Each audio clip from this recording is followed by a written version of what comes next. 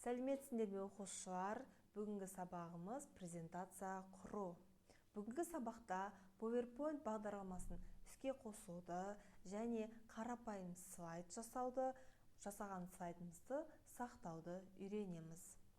Онда пуск, все программы, Microsoft Office'тің ішінен Microsoft PowerPoint командасын орындап, PowerPoint терезесін ашайық.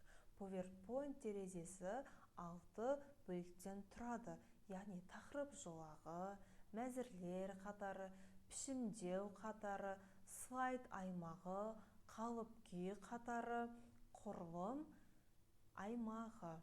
Жаңа слайд құру үшін Создать слайд, яғни слайд құру командасын басамыз. Макет батырмасын басып, өзімізге ұнаған стильді таңдауымызға болады. Бұл жерге жазу жазып, 3-ші сынып. Осы жазған жазуымыздың түсін өзгерте аламыз, және бұларға қозғалыс бере аламыз. Суреттер қойып сәндейміз, немесе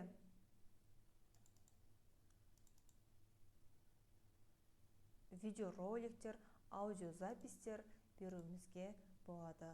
Осы жасалған слайдымызды сақтау үшін файл, сохранить как командасын басамыз, яғни файл сақтау. Алдын ала өзіміздің бумамызға,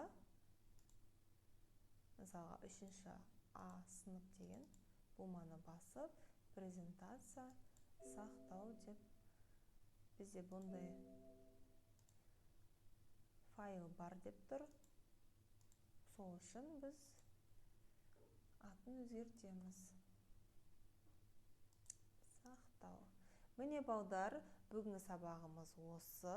Келесі сабаққа дейін қош сау болыңдар.